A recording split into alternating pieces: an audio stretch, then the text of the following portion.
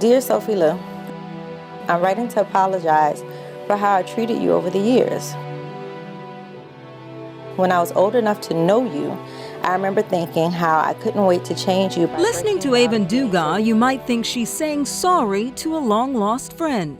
I couldn't wait to hide you for special occasions, like recitals and Easter Sunday. But Sophie Lou wasn't someone she fought with to get back on track. Sophie Lou is what she calls her hair. Aevin wasn't always fond of her natural hair. In fact, she feels the need to apologize after years of abuse. Society and lack of representation had broken us all. We had been conditioned into this negative way of looking at you. We were so wrong.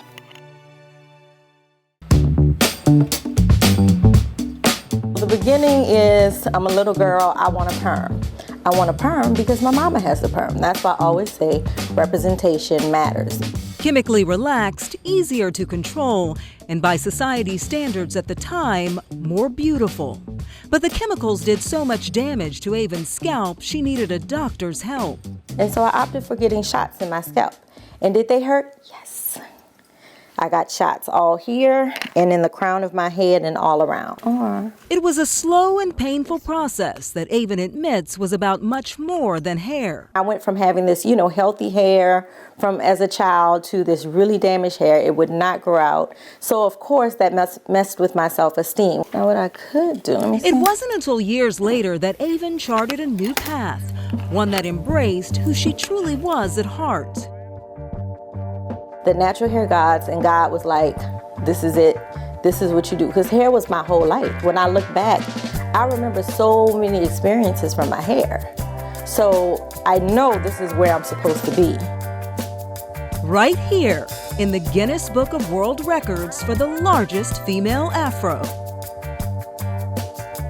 When styled in an afro hairstyle, Aevin's hair measures 9.84 inches tall and more than 10 inches wide. That's nearly 5.5 feet around. It was always about the message. When I found out about the record that I actually had won, I was like, literally, I said, ooh, now I can, go out there and talk about how little girls don't have to go through what I went through. Probably 95% of social media is not real. And I promise you, you do not want to live up to the standards of what you see on social media. Today, Aevin spends time with young people talking about hair care, self-love, and setting your own standards of beauty. I'm loving the confidence that y'all have now because Plus, giving a few hair tips for everyday life. When all else fails, you can always put your hair in a bun if you're having a bad hair day. And that's for any texture hair.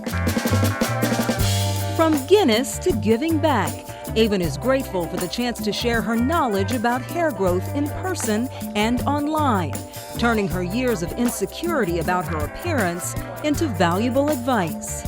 Your hair is like the flowers and your scalp is the soil. If the soil is damaged, you can't grow beautiful flowers. Aevin's philosophy on hair echoes the old saying, you can't be what you can't see. That's why she takes being seen as her true self so seriously. A gift to Sophie Lou and all the little girls who are watching. Today, I apologize to you. You're beautiful, you are strong. You make me feel beautiful and strong, and most of all, you are me. I'm sorry, so embarrassed, and I ask that you forgive me. Love, Aevin.